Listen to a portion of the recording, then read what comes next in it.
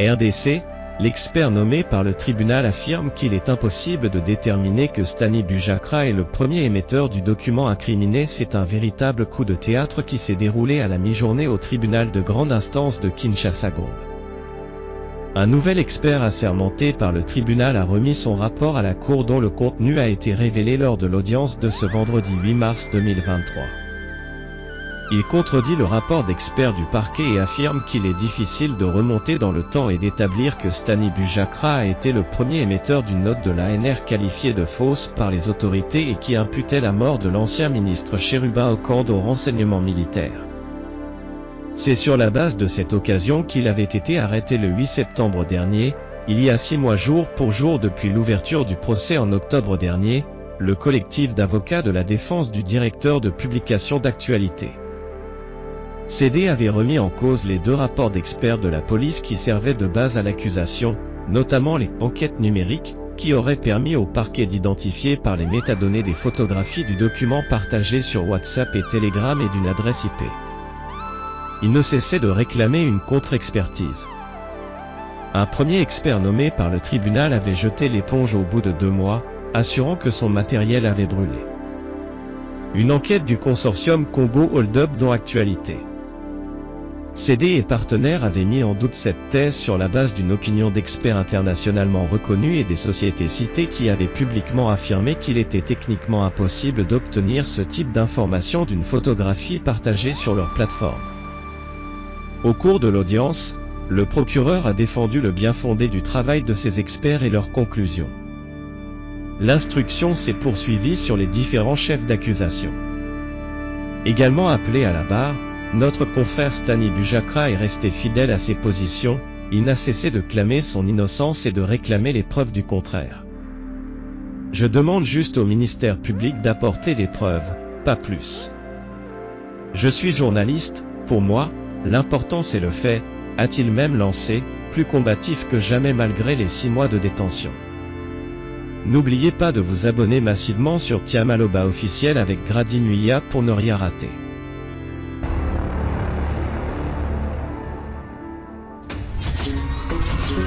Les habitants de Kinshasa et les environs.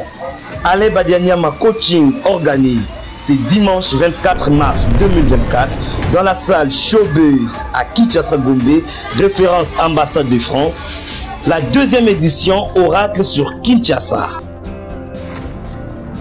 En collaboration avec les serviteurs des dieux du Congo démocratique. Orateur, apôtre Alain Badianyama, l'un des fils de Aldi Nabala, avec comme thème Mystère des saisons. L'entrée est gratuite. Que Dieu vous bénisse.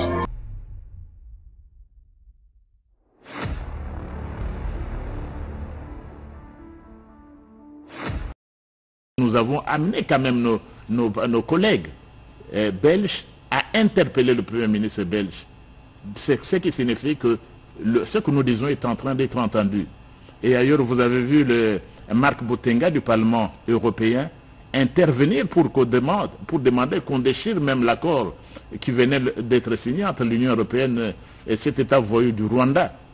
Vous avez également l'intervention de notre collègue Carlos Bilongo, qui est du Parlement de l'Assemblée nationale française, qui a interpellé. Donc partout, notre voix est en train d'être entendue. La voix du président de la République, ce n'est pas sa voix en fait. Il porte la voix du peuple congolais. Lui, c'est le premier élu, le premier d'entre nous. Et nous autres, comme députés nationaux, nous portons cette voix, nous continuons. Nous avons été entendus, parce que sinon, comment vous expliquerez qu'à peine arrivé à Bruxelles, et 48 heures après, le Parlement belge posait des questions, interpellait le Premier ministre. C'est que nous sommes entendus, mais effectivement, le combat doit continuer jusqu'à la cessation définitive de l'agression rwandaise dont notre pays est victime. Avant que nous puissions suivre ces députés européens, une chose est de condamner, mais entre-temps, il y a toujours des morts à l'est de la République démocratique du Congo. Est-ce que c'est fait à dessein par la communauté internationale qui reste sourde? Mais c'est ce que nous avons dit. Et c'est ce qui est partagé par nos collègues d'autres parlements européens, notamment le Parlement belge et le Parlement français. Donc la communauté internationale, en fait, s'il faut revenir sur l'accord, nous avons demandé qu'on déchire cet accord. Mais c'est une contradiction. Et on a dit, nous l'avons dit à nos collègues, comment est-ce que l'Europe, l'Union européenne, on nous a toujours dit qu'elle est fondée sur la démocratie. On nous a dit que cette Europe, c'était le modèle des droits de l'homme. Ils étaient venus nous civiliser, nous apprendre la dignité humaine. Comment est-ce que cette Europe de la civilisation dont on parlait tant peut se permettre de signer des accords avec un État voyou comme le Rwanda qui pille, qui tue, qui viole toutes les règles du droit international. Des crimes contre l'humanité. Les crimes contre le peuple sont en train d'être commis au quotidien dans l'est de la République démocratique du Congo. Et c'est incompréhensible que cette Europe, l'Union européenne, puisse signer un accord avec le Rwanda qui n'a aucun produit, aucune de ces ressources rares dont on parle. Donc c'est en fait se servir du Rwanda comme un commissionnaire. Le Rwanda devient en fait un canal par lequel l'Union européenne passe. C'est ce que nous avons dit à nos collègues européens. Parce qu'après tout, le coltan, dire que le Rwanda est le premier producteur de coltan, mais c'est le coltan qui est volé au Congo. Donc l'Europe est en train, on l'a dit suffisamment à nos collègues européens, l'Europe s'autodétruit. S'autodétruit parce qu'elle ne défend plus les mêmes valeurs. C'est 2 poids et 2 mesures. La politique, comme on dit, des doubles standards. Et c'est le même, il joue à l'équilibrisme. Le Rwanda, les génocides, il parle de groupes armés chez nous, mais les Ouazalondes ne sont pas des groupes terroristes. Non. Ils ne comprennent pas notre constitution. C'est que tout Congolais a le droit et le devoir sacré de défendre l'intégrité de son territoire national. Et qu'est-ce que vous voyez dans les déclarations de l'Union européenne? C'est faire cet équilibrage-là. Plaire au Rwanda, beaucoup plus au Rwanda d'ailleurs qu'au Congo. Mais nous, je crois que l'Europe est en train de commettre une erreur stratégique en termes de géopolitique. Parce que je crois qu'aussi les géopoliticiens, les collègues, là je parle comme scientifique, si les collègues qui font la géopolitique au niveau de l'Europe pouvaient bien voir les choses, cette Afrique demain risque de ne pas avoir la même appréciation de l'Union européenne qu'elle a aujourd'hui. Ce qu'on s'est vu aujourd'hui, c'est-à-dire qu'il ne faut pas se tromper. Le Rwanda, l'État voyou du Rwanda, même en termes de volume, la démographie aussi compte. Vous ne pouvez pas assujettir plus de 100 millions d'habitants à un petit État parce que vous voulez servir vos intérêts. Et ce qu'on l'a dit également, et j'apprécie ce que j'ai lu dernièrement en Belgique, vous savez, c'est le général de Gaulle. De Gaulle disait, le chef de la France libre, général de Gaulle, les pays n'ont pas d'amis, les États n'ont pas d'amis, ils n'ont que des intérêts. Alors s'il faut l'appliquer à son pays demain, la France n'a pas d'amis, il n'a que des intérêts, parce que de Gaulle quand même, c'est le père, c'est le fondateur de la France libre. C'est lui qui l'a dit. Ouais. La France, quand il vous dit qu'elle a des amis, non, les États n'ont pas d'amis, n'ont que des intérêts. Et nous devons nous en rendre compte. C'est le rapport de force qui compte. Lorsque ces rapports de force vont changer, et ces rapports de force vont changer, le Congo, la République démocratique du Congo, votre pays, notre pays, ne va pas continuer éternellement à être importuné sur l'échiquier international. Et je crois que ceux qui étudient la géopolitique doivent s'en rendre compte. Oui, aujourd'hui, ça peut leur faire le plaisir. Mais c'est le moment, ce que nous avons dit, s'agissant effectivement de l'accord, c'est un accord à déchirer. Et nous sommes allés plus loin. Que le Parlement congolais, sous cette mandature de Félix Tshisekedi, parce qu'on doit mettre un terme à l'agression rwandaise. Trop, c'est trop. Nous ne pouvons pas être une nation qui pleurniche à la longueur de journée. Non. Nous ne ferons plus de signes que nous sommes en train de faire. Non. On viendra nous supplier. Ah, c'est ce qu'on veut, en tout cas. On viendra nous supplier cette mandature. On ne va pas continuer comme ça pendant 30 années. On ne va pas. Et les amis européens, ils sont en train de s'en rendre compte. Les députés, les élus, sont en train de signifier à leur gouvernement. Et je crois, et je reviens à la première question que vous posiez, notre voix est en train d'être entendue, mais nous voulons plus. Oui, moins de rhétorique. Ces communiqués, nous en avons marre, mesdames et messieurs, les ministres, aux représentants de l'Union européenne, départements d'État, nous avons marre de vos communiqués. Nous en avons marre. Nous avons besoin maintenant des actions dites au Rwanda, qui vous sert en fait comme une sorte de mercenaire. Parce que le Rwanda, le coltan qu'il pille, il le vend sur le marché occidental. Il le vend sur ce coltan atterri en Allemagne, il atterri en Belgique, il atterri en France, il atterri en Grande-Bretagne. Donc je crois que nous avons besoin des sanctions et cette fois-ci. Oui, professeur, nous allons suivre ces députés qui ont élevé la voix pour condamner cet accord entre l'Union européenne et le Rwanda. Ont régulièrement cédé à la propagande de Paul Kagame. Il n'est donc pas étonnant que ce dernier se sente aujourd'hui tout permis. Il l'a prouvé en continuant à armer une milice qui terrorise la région du Kivu, le M23. Tout le monde est désormais convaincu de l'ingérence militaire du Rwanda dans les affaires de la République démocratique du Congo. L'Union européenne, la France et d'autres puissances ont exigé que M. Kagame cesse enfin sa politique hostile. La terreur devant le groupe M23 provoque des déplacements de population massifs. 5 millions de Congolais ont déjà quitté la zone depuis 10 ans. Le M23, bras armé du Rwanda, participe donc à une nouvelle déstabilisation en République démocratique du Congo, un pays qui n'a pas besoin de difficultés supplémentaires. L'Organisation des Nations Unies est présente dans le pays depuis des dizaines d'années. La guerre à l'est de la République démocratique du Congo n'a pourtant jamais cessé. Les paroles du pape François, qui était en visite dans le pays il y a quelques jours, résonnent tout particulièrement. Il nous disait « Retirez vos mains de la République démocratique du Congo, retirez vos mains de l'Afrique, cessez d'étouffer l'Afrique.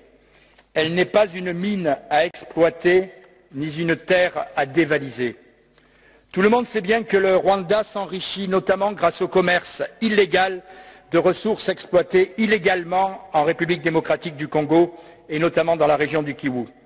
Ainsi, nous voyons bien que sans une pression internationale forte exercée sur le Rwanda, celui-ci ne cessera absolument pas de participer à la déstabilisation de l'Est de la République démocratique du Congo.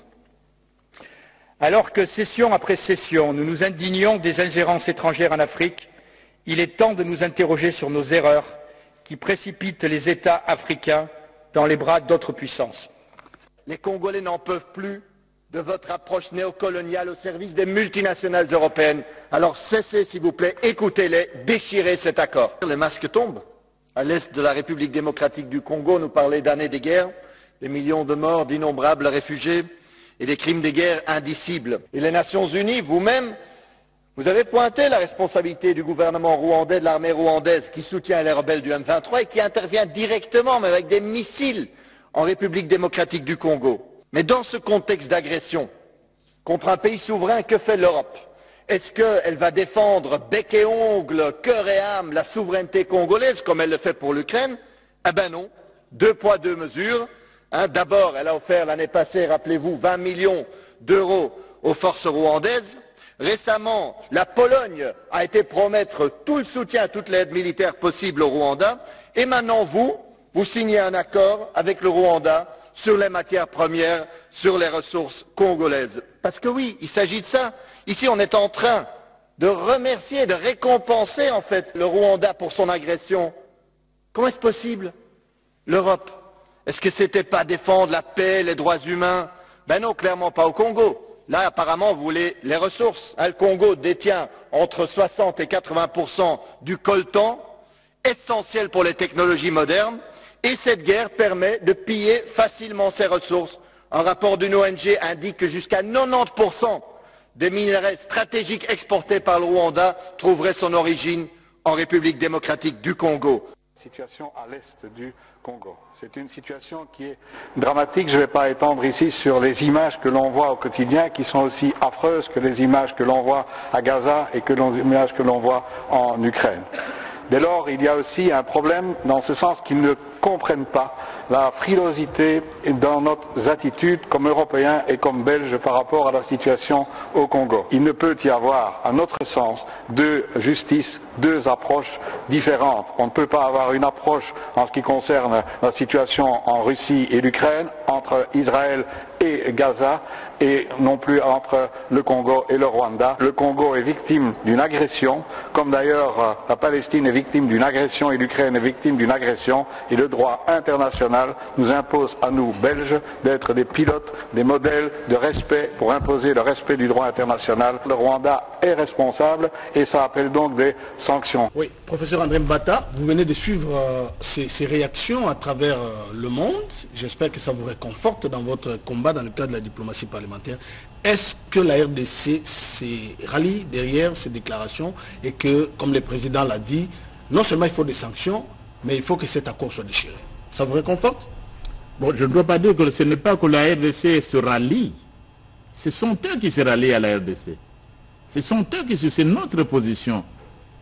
Et nous sommes contents que notre voix est en train d'être entendue ailleurs. Et en fait, ils l'ont bien souligné. C'est un accord de la honte. Je serais un Européen, moi, membre de l'Union européenne, citoyen de l'Union européenne, j'aurais honte d'un tel accord. Où est la civilisation dont on parlait? C'est un accord de la honte. C'est un accord de la honte. C'est un accord de la honte et pour nous, c'est un accord à déchirer comme ils l'ont dit. Mais il n'y a pas que ça. Nous voudrons des sanctions. Non seulement nous voudrons des sanctions, je crois, parce que là, ce sont des parlementaires qui parlent. Vous savez, nous, parlementaires, on ne va pas par le dos de la cuillère. On nous excusera même quand je viens sur votre plateau. Je suis élu d'un peuple. Je défends les droits d'un peuple qui souffre, d'un peuple qu'on tue, d'un peuple qu'on martyrise chaque journée. Je n'ai pas besoin d'utiliser comme dans la diplomatie classique, du bon, ça va bien, on se porte bien. Non. C'est cela, en fait, la différence essentielle entre la diplomatie parlementaire et la diplomatie classique. On dit des choses telles que notre peuple les sent. Notre peuple à l'est souffre à cause de cette agression et vous n'attendrez pas de moi, un député représentant de la nation congolaise, utiliser des mots très doux à l'endroit des agresseurs. Non, nous voudrons des sanctions. Des sanctions et cet accord devrait être dénoncé. En fait, qu'est-ce qu'il s'agit? Mais nous pouvons choisir d'autres partenaires. Ce n'est pas nous qui avons nécessairement besoin de l'Union européenne. L'Union européenne a besoin de nos ressources naturelles. Je vous renvoie à un livre que, je crois, un collègue américain écrivait il y a quelques années. En 1972, c'est Walter Rodney. Comment l'Europe a sous-développé l'Afrique. Et vous verrez très bien comment ça s'est fait. Je vous renvoie à un autre. C'est Samir Amin. La théorie du centre et de la périphérie. Donc, la richesse que nous envions tant de l'Europe, mais elle est fondée sur l'exploitation de l'Afrique. Ça, c'est depuis le Moyen-Âge. D'où viennent les richesses de l'Afrique, de l'Europe? C'est sous le pillage systématique des pays africains. Et c'est pourquoi Samir Amin, actuellement disparu, l'économiste, il parlait qu'il faut une déconnexion. Il faut une déconnexion mentale également. Mais tant que nous continuons à nous laisser séduire par des progrès, en fait, les Européens ou les Occidentaux d'une façon générale, ils souffrent le chaud et le froid. Ils viennent vous dire, écoutez, négocier les accords de Luanda, les accords de Nairobi, tout en sachant que ces accords n'ont amené nulle part. Ces accords n'ont pas mis fin à l'agression. Mais de qui se moque-t-on? Mais je crois que le moment est venu, les parlementaires, je crois que cette voix, ce n'est pas seulement la mienne. La voix de Félix Antoine Tshisekedi, président de la République, la voix de Congo va se faire entendre de plus belle. Et sera plus forte sous cette mandature. Elle sera encore plus forte pour qu'on arrive à la fin de l'agression rwandaise. Oui, professeur, vous êtes en train de parler de la diplomatie parlementaire. Vous savez, comme nous, que vous l'avez vous-même rappelé, ça se dit au Parlement européen et comme dans d'autres parlements. Il y a ceux qui sont dans les exécutifs de ces États-là, qui sont dans cette diplomatie classique, où on ne veut pas froisser tel ou tel autre. Est-ce que vous avez pu identifier ces intérêts que l'Union européenne a pour le Rwanda, qui ne peut pas avoir avec la RDC, pour que notre discours puisse influencer justement le comportement de cette Union européenne? Mais les intérêts, on les connaît. D'abord, il y a ceci. Il y a aussi un problème de rapport. Les intérêts, l'Union européenne, l'Occident d'une façon générale, a besoin de nos ressources. Et vous savez, les ressources obtenues légalement sont moins intéressantes que celles obtenues par le pillage. Vous avez l'exemple, quand vous allez au grand marché de Kinshasa, allez dans un magasin, une montre qui peut vous coûter $100, les voleurs, ils vous l'amènent, ils peuvent vous la vendre à $2. C'est ça le cas avec l'Union européenne. Donc les ressources qu'ils peuvent avoir légalement chez nous, elles sont moins intéressantes qu'elles peuvent avoir par le pillage du Rwanda, de ces marionnettes-là. C'est ça l'intérêt. C'est ça l'intérêt. Donc nous disons quoi? Nous avons toutes les ressources du monde. Venez, vous pouvez les avoir légalement. Mais comme l'exemple que je viens de vous donner du marché central de Kinshasa, on préfère un bien qui revient légalement à 100 $, on l'achète ce bien-là à 2 $ ou à 20 $. Donc nous disons ceci, nous avons toutes les ressources. L'Union européenne, nous avons intérêt à entretenir de bonnes relations. Notre chef de l'État l'a fait et nous continuons à le faire avec l'Union européenne. Mais ils doivent comprendre que nous ne sommes pas naïfs comme État. Une nation ne va pas rester naïve pendant 50 ans. Cette nation va se réveiller. Et elle se réveille. Vous avez vu les marches, mais j'étais content. Vous voyez les compatriotes dans la diaspora aujourd'hui plus qu'hier, à Washington DC, à Bruxelles, et peut-être même demain à La Haye, vous voyez des compatriotes drapés avec le drapeau de la RDC en train de marcher contre l'agression. Ça, c'est quelque chose de nouveau. C'est tout nouveau. Et c'est un message. C'est un message très important que nous lançons à l'Europe.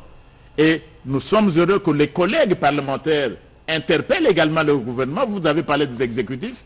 Vous avez vu André Flau et les autres députés belges interpeller directement le Premier ministre.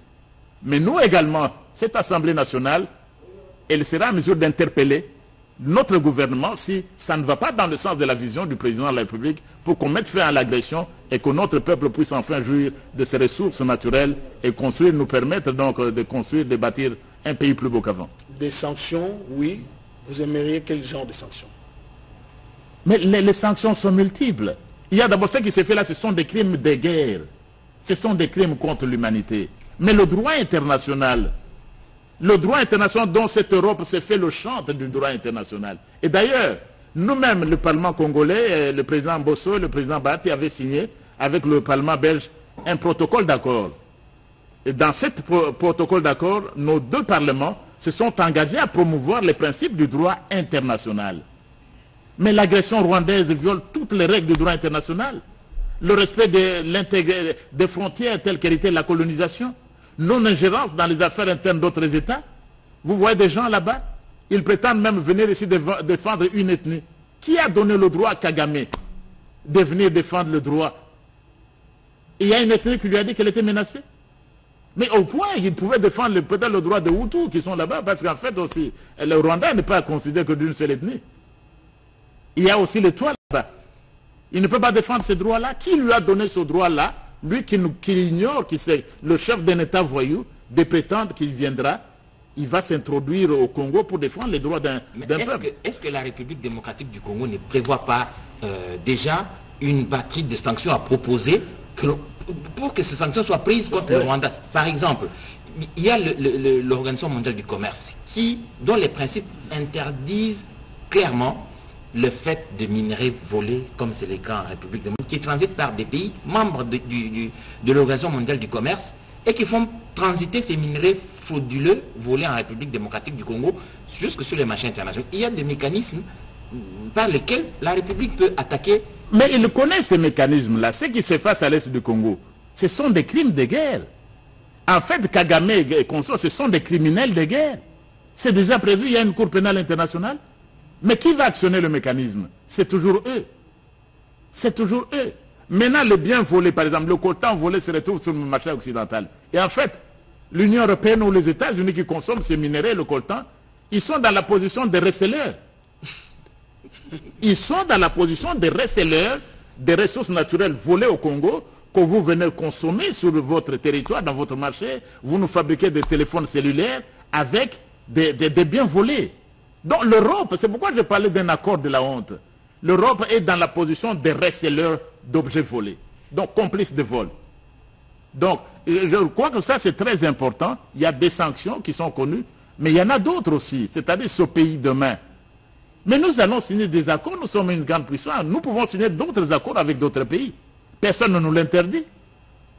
Nous n'allons pas nous contenter éternellement de votre rhétorique. Donc nous vous engageons, les communiqués sont toujours les mêmes, et d'une monotonie étonnante. Monotonie étonnante, toujours les mêmes mots. Et puis après, on mêle le chou au foie, le chaud au foie, on vous parle du Rwanda, et après on va vous parler de la situation interne à RDC, et nous voulons bien. Les FDLR. Des FDLR, où sont les FDLR? Tout ça pour plaire au Rwanda. Nous venons des élections. Nous avons un chef d'État qui vient d'être élu d'une façon démocratique. Mais le Rwanda n'organise jamais des élections. Où est la démocratie? On ne respecte pas l'opposition. Et nous vous en félicitons. Nous avons une presse telle que vous ne pouvez pas le trouver au Rwanda. Et là, ça ne les intéresse pas. Et vous les trouverez demain, ainsi de suite. Non, on en a marre. Et même quand on nous aide, 20 millions de dollars, s'il vous plaît, pour un pays aussi grand, et on mobilise la télévision, on mobilise la radio pour 20 millions de dollars, pour 30 millions de dollars, alors qu'on donne des milliards à l'Ukraine, alors qu'on nous vole, alors qu'on nous pille. Non, trop c'est trop. Je crois que c'est... Oui, c'est une faiblesse interne. Nous sommes en train de nous organiser. Parce qu'après tout, nous nous disons, nous n'allons pas dépendre, même quand nous parlons de sanctions, ce n'est pas l'extérieur qui viendra défendre notre propre pays. Nous sommes les premiers bâtisseurs de notre pays. Nous n'allons pas nous contenter de se pleurnicher à tout moment. Nous devons nous organiser. Notre armée s'organise. Donc les premiers défenseurs de l'intégrité territoriale de la RDC, ce ne sont pas les Occidentaux. Ce ne sont pas les Européens, non. C'est d'abord nous-mêmes. Ce sont les Congolais eux-mêmes. C'est pourquoi il faut féliciter les compatriotes qu'on accuse à tort comme des groupes illégaux. Les compatriotes comme les Ouazalendo et les autres. Parce que c'est la Constitution qui les dit. S'ils ne le savent pas dans l'Union européenne, s'ils ne savent pas dans le monde occidental, notre Constitution est claire.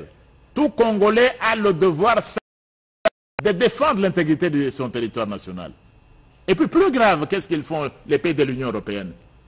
Regardez un peu les deux attitudes. Notre président rencontrant le premier ministre belge et rencontrait le président Kagame rencontrant le président polonais. La Pologne s'engage à intervenir, à fournir son assistance militaire en cas de menace à l'intégrité territoriale du Rwanda. Mais pourquoi est-ce que quand on reçoit notre chef, vous ne dites pas aussi, nous tel pays, nous nous engageons à fournir l'assistance militaire? Non, ce sont des communiqués. Et quand on voudrait agir, on vient vous cajoler un peu, dire écoutez, les accords de Luanda, messieurs, nous en avons marre. Mesdames et messieurs, nous en avons marre, ce peuple est fatigué de votre rhétorique. Gardez le communiqué si vous ne pouvez pas faire davantage. Mais à vous entendre parler, vous êtes prédisposé, si jamais le président en fait la demande, en tant qu'Assemblée nationale, vous donnerez l'accord pour que la guerre soit déclarée au Rwanda. Le peuple l'attendait depuis. Non mais écoutez, je suis député national. Hein? Si le peuple, et le président a déjà dit quoi? Le salut du peuple est la loi suprême. S'il faut signer des accords pour libérer cette partie-là de notre territoire, mais moi, je parle à titre personnel, moi j'approuverai. Parce qu'on ne va pas tolérer pendant des années un peuple malmené. Mais quand vous allez en Afrique, et j'ai la chance de voyager partout dans le monde, pas comme politique, je suis professeur des universités dans tous les cas. Mais les gens se moquent. Allez en Côte d'Ivoire, ils disent bon, c'est ce petit Rwanda-là qui vous malmène. Messieurs, vous ne pouvez pas agir autrement. 100 millions, 150 millions d'habitants, on passerait le temps? Non, à titre personnel, s'il y a des accords à signer même avec l'Afrique du Sud et le PD, je suis heureux de l'intervention de la SADC. Je suis heureux, j'approuve totalement l'intervention de la SADC. Parce que vous savez, ce n'est pas parce que... Le Rwanda a écrit à Moussa Faki oui, dénoncer pour protester cette présence de Sami RDC. Bon, écoutez, je ne dis pas ça parce que je suis professeur extraordinaire à l'Université d'Afrique du Sud. Mais j'approuve l'intervention, le courage de l'Afrique du Sud. Et c'est là que tu te sens fier. Et ils se sentent fiers de me l'avoir aussi, professeur à l'Université d'Afrique du Sud. Vous voyez, l'Afrique du Sud, elle est capable de porter Israël devant la Cour pénale internationale sans suivre les menaces des États-Unis d'Amérique. Je peux voir des anciens étudiants, des avocats sud-africains à La Haye, en train de plaider pour la défense des droits des Palestiniens. Quand tu te retrouves dans tes étudiants, et ils n'ont pas peur de communiquer qu'on va faire. Non, j'étais en train de dire, c'est ce que j'approuve, l'accord avec la SADC, l'Afrique du Sud en tête, et bienvenue. Le Rwanda va se mettre, le Rwanda n'a pas encore pleuré. Le Rwanda que vous voyez aujourd'hui va pleurer demain. Et c'est nous, on va nous demander, nous, de ne pas aller trop loin. Comment? Je ne veux pas vous dire. Les années, les mois, les semaines qui viennent, c'est nous qu'on va nous demander, nous, de temporiser. De ne pas aller trop loin. Mais le peuple attend ça depuis des années. Et les mêmes, oui. Le peuple attend ça depuis des années. Ça veut dire, on va nous demander, nous, d'être patients. Le discours qu'on est en train de nous tenir, non, écoutez, patientez un peu, les accords de Nairobi, les accords de Luanda, mais messieurs, on ne se joue pas de tout un peuple. Non, mais écoutez, nous, à la différence du Rwanda, nous n'allons pas annexer le Rwanda. Nous allons protéger l'intégrité de notre territoire national. Kagame n'a pas encore pleuré. Il n'a pas encore pleuré, mais ce pays, je dois vous le dire entre nous, et là je félicite vos médias, vous avez donné quelques activités que j'ai pu mener comme responsable de la diplomatie parlementaire, parce que c'est l'une des missions du premier vice-président de l'Assemblée nationale. Dieu merci, avec l'aide du président de la République, du bureau, j'ai pu porter la diplomatie parlementaire à ce point-là, mais c'est aussi grâce aux médias. Grâce aux médias, vous avez pu nous accompagner partout où nous avons pu aller, et je crois que cet effort doit continuer. Je vois là-bas Bendele Koyate, la RTNC doit continuer, vous savez, dans les médias. Mais la presse internationale, France 24, TV5 Monde, mais ils sont au service des intérêts occidentaux. C'est tout. Parce qu'on vous a dit, les États n'ont pas d'amis, ils n'ont que des intérêts. Et nous, comme pays, nous, comme gouvernement de la RDC, nous devons aussi comprendre, lorsque nous allons dans la diplomatie, attendez d'abord nos intérêts. Ce n'est pas parce que nos amis, les Congolais, nos amis, non. Les États n'ont pas d'amis, ils n'ont que des intérêts. Et en signant le protocole d'accord avec le Rwanda, l'Union européenne a intérêt dans les ressources naturelles les voler, piller. C'est ça la transparence, les minéraux, si on va à Anvers, les minéraux du sang, mais c'est nous les minéraux du sang. C'est la honte. Et heureusement, il ne faut pas mettre tous dans un sac. Vous comprenez à travers ces interventions des députés européens que le peuple est avec nous. Ce sont les gouvernements qui sont aveuglés par le même discours. C'est le même discours. Les FDLR, le génocide. Est-ce que nous avons commis le génocide au Rwanda? Est-ce que la RDC est déjà entrée au Rwanda? Il y a des missiles sol-air sur le territoire de la RDC. Et vous vous contentez de cette déclaration. Nous demandons au Rwanda de retirer, messieurs et mesdames. Non, on ne va pas tolérer ça indéfiniment. Donc voilà un peu en résumé. Je m'excuse, mais quand les étrangers peuvent hausser le ton, comment ne le ferait pas un député congolais? Oui. Surtout s'il s'occupe de la diplomatie parlementaire. Nous n'avons pas de mots, on ne va pas par le dos de la cuillère. Nous en avons marre. Cet Occident, cette politique de 2 poids et 2 mesures, nous en avons marre. Mais nous pouvons aussi dire, écoutez, vous avez également signé un protocole d'accord avec nous sur le minerai stratégique. Nous, le Parlement de la RDC, nous dénonçons cet accord-là. Allez traiter avec le Rwanda. C'est faisable, vous pouvez... Mais pourquoi vous attendez? Pourquoi vous ne le faites pas? Donc nous avons aussi... Le jour où on va agir, on va nous supplier. On va commencer à nous supplier et ce n'est pas pour très longtemps. Oui, prof, nous allons aborder... Vous devez aller là-bas, allez acheter vos matériels, allez voler, continuez à voler, et puis même vos avions, tournez vos avions, atterrissez, mettez plus d'escale à Kigali, allez-y, allez piller.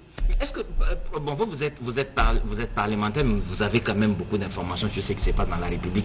Est-ce que vous avez des informations sur ce que ces gens-là, ces exécutifs, ces ministres et autres, qu'est-ce qu'ils disent aux ministres congolais quand ils les rencontrent? Quand on pose par exemple cette question-là à un ministre des Affaires étrangères de la France par exemple, ou le chef de la diplomatie européenne, quand on lui pose la question sur ces minéraux qui sont volés de la RDC et pour lesquels l'Union européenne signe un accord avec le Rwanda, qu'est-ce qu'ils disent? Comment ils justifient ce comportement?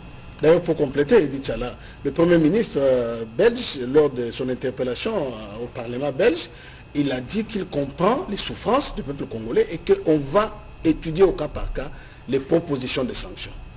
Et ça fait 30 ans. Non, cette question l'a posée là au vice-premier ministre, ministre des Affaires étrangères. Qu'est-ce que ses collègues lui disent? Moi, je viens de vous dire ce que nous disons à nos collègues députés. C'est la diplomatie parlementaire. J'espère que quand vous recevez le vice-premier ministre, qu'il vous dise ce que moi je vous dis. Et vous voyez les retombées de ce que disent nos collègues. Oui. Ça, c'est de la... Bon, ils nous diront comme ils ont l'habitude de le dire avec la diplomatie. Mais ils vont vous endormir. Non, oui. nous en avons marre. On n'est pas si naïfs. Vous n'allez pas endormir un peu pendant 30 ans. Et puis 30 ans, nous sommes agressés. Nous allons étudier maintenant au cas par cas les sanctions. Ça fait 30 ans. Vous venez le voir maintenant. Et même quand vos propres députés, vous avez suivi André Flao, quand vos propres députés vous le disent, vous n'avez pas honte? Non.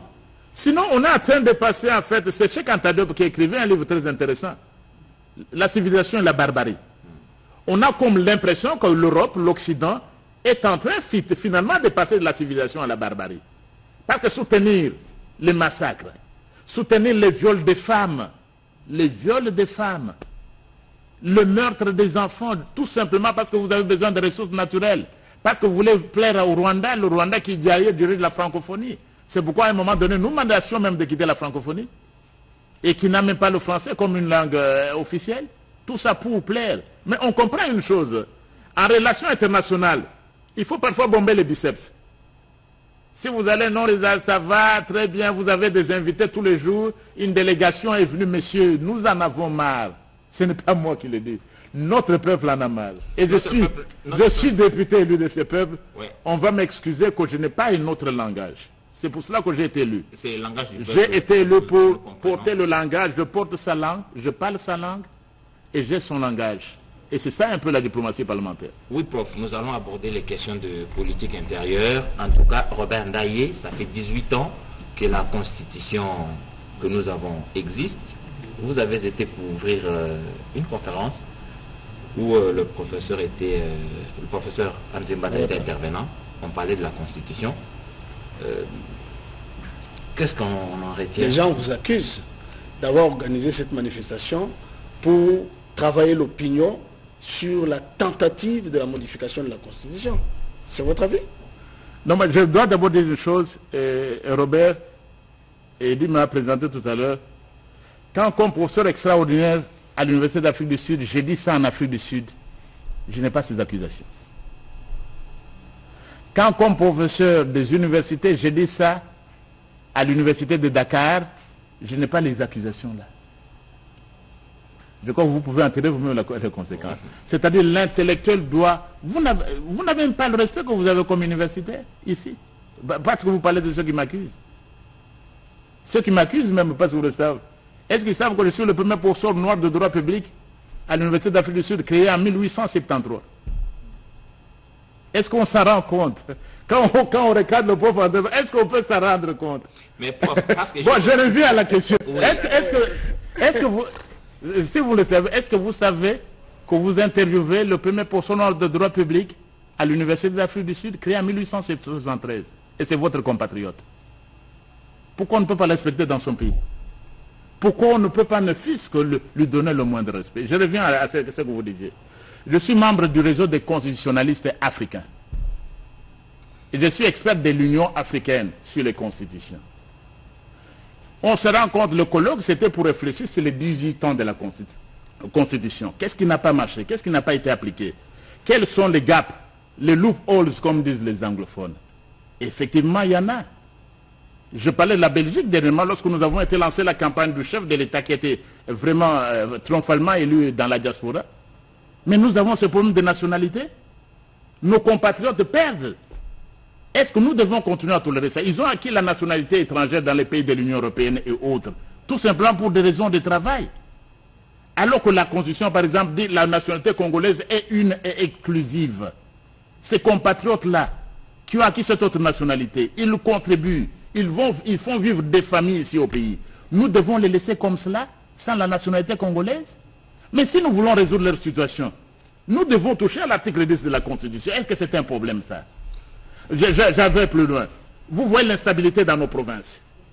L'instabilité généralisée dans nos provinces parce que les gouverneurs sont élus par les députés provinciaux. Ce sera encore le cas. La corruption est massive pour se faire élire. Quelques députés suffisent pour qu'ils se réunissent là et puis ils montent motion de défiance, ils font partie d'un gouverneur. Ils passent tout le temps à corrompre les députés pour ne pas être défenestrés. Est-ce que ce système-là, on ne peut pas y réfléchir? Est-ce qu'on ne peut pas y réfléchir? Et il y en a d'autres. Oui, sur ce point de vue... Je continue. Oui. Donc ce n'est pas intoléré. Je crois que vous êtes bien informés dans la presse. Hier, avant-hier, les deux chambres du Parlement français se sont réunies pour réviser la Constitution de la France il y a 2 jours. Pour introduire le droit à l'avortement. Le droit à l'avortement. Adopté à la majorité. Adopté à la majorité. On n'a pas fait de bruit. La Constitution française. Et en 2008, nous parlons par ce qu'on considère comme fétiche, le 2e mandat. Mais la limitation des mandats, on l'a rappelé. C'est la France qui l'a introduit en 2008. La France l'a introduit en 2008, avant il n'y en avait pas. Donc ici, tout simplement pour dire, plusieurs universitaires sont venus pour réfléchir sur cela et c'est important. que cette constitution, vous le savez, nous l'avons eu à un moment donné. Il faut qu'on interroge le peuple, qu'on examine, qu'on réfléchisse. Et le colloque, 18 ans, c'est là de la majorité, de la maturité. Il faut que dans un pays, des compatriotes se penchent sur la constitution. Est-ce qu'on doit continuer? Qu'est-ce qui peut être changé? Évidemment, il y a des choses qui ne seront jamais changées. Alors ça, c'était important. Au lieu de réfléchir, parce que vous le savez souvent dans les TikTok, les WhatsApp, qu'est-ce qu'on est devenu? On est devenu une civilisation de TikTok. Et je dois vous dire une chose, comme professeur des universités. Je vais en Chine, aux États-Unis. Vous n'allez pas trouver autant de gens sur le WhatsApp que les Congolais. Et même les universités, les intellectuels de la science, non. Les Facebook, ce n'est pas le mode d'expression des intellectuels. Même les Chinois qui ont inventé, même les Américains qui ont inventé le WhatsApp, ils ne sont pas à bout de journée le WhatsApp. Non, une société doit être en mesure de réfléchir et de penser. Et c'est ce que nous avons fait lors du colloque. Une société qui s'interdit de penser, qui s'interdit de réfléchir, mais elle est condamnée à disparaître. Il faut penser, et là vous me rappelez encore, les cogito ergo sum. Je pense, donc je suis. Mais une société, si une société vous ne pensez pas, vous disparaissez comme société. Donc là, le colloque nous a permis de réfléchir sur ces nombreuses questions. Il faut relire la Constitution pour voir s'il y a quelque chose qui ne peut pas être écrit. Le problème, professeur, c'est qu'il est difficile de vous départir de votre qualité de professeur et de politique. Sur la question politique, c'est là que vous avez beaucoup plus d'adversaires qui voient en vous des intentions. Quand vous vous réunissez comme ça, il y a des intentions derrière. Les articles intangibles, vous allez les retoucher. Vous pensez même à une 4e République. C'est toute la peur. Et sur ce point de vue, les politiques qui ne sont pas de votre bord ont bien raison de tirer la sonnette d'alarme. Bon, ils ont raison. Chacun mais les intellectuels ont raison.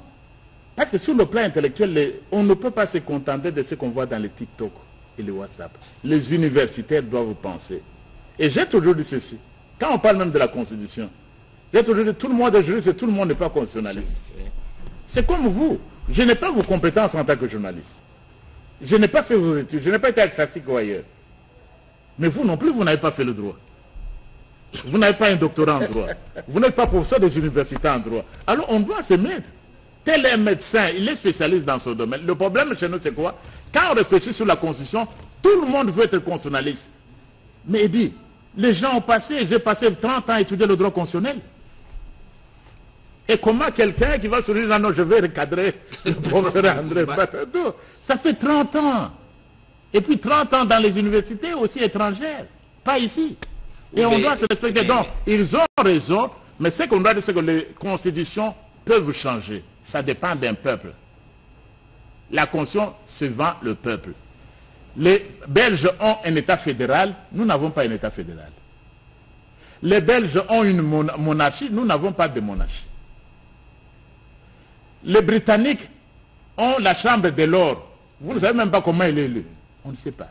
Les Américains, parce qu'on parle des Américains, ils vont aller aux élections. Combien de gens savent dans notre pays que tous citoyens américains n'élisent pas le président américain? Les États-Unis, c'est la plus grande démocratie du monde, n'est-ce pas? Oui. Allons aux élections présidentielles. Vous savez qui élit le président? Ce sont les grands électeurs. 537 personnes seulement élisent le président des États-Unis. Et c'est la plus grande démocratie du monde.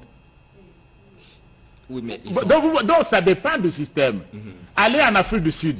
Le président sud-africain, même le grand Nelson Mandela, il n'est pas élu au suffrage, il n'était pas élu au suffrage d'université directe. Ramaphosa qui vient ici n'est pas élu au suffrage d'université directe. Est-ce qu'il est moins légitime? Non.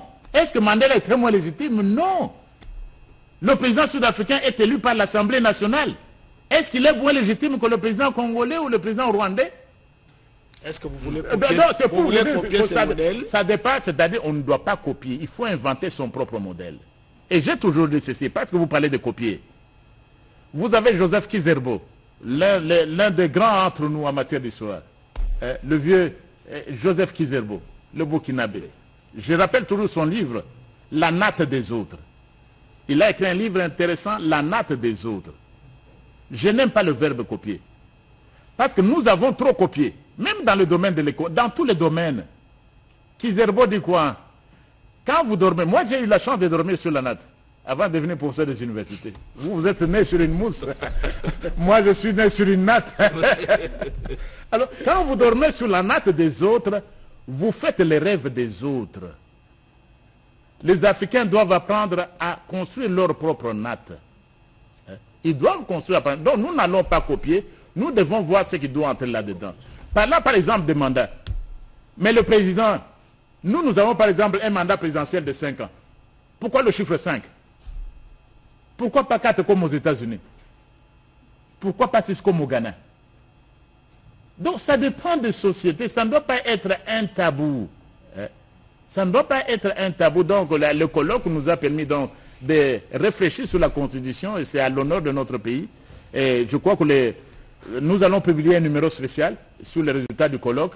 Mais il faut vraiment une conversation, comme on le dit chez les anglophones, pour qu'on puisse relire cette Constitution, voir ce qui peut être. Il y a des choses qui ne peuvent pas être changées, mais il y a d'autres, et je les ai évoquées, qui peuvent être revues pour le bonheur de notre peuple. En tout cas, prof, on aura encore le temps de vous recevoir pour approfondir cette question de la Constitution qui fait couler beaucoup d'encre. Robert Ndaye, le professeur, a été si efficace sur cette Union européenne qui dit à la République démocratique du Congo qu'elle a raison. En même temps, il dit au Rwanda qu'il n'a pas tort. C'est cette ambiguïté qui pose effectivement problème. Et dans la diplomatie parlementaire, le prof a démontré tout à l'heure que les choses sont en train de changer. Il faudrait que ça change davantage. Le peuple de la République démocratique du Congo attend. Et donc la radio-télévision nationale congolaise sera toujours disponible pour recevoir le professeur, mais beaucoup d'autres penseurs congolais aussi qui peuvent aborder des questions intéressantes pour le développement de la République démocratique du Congo. En tout cas, il ne nous reste plus qu'à vous dire merci et bonne suite de programme sur la télévision nationale.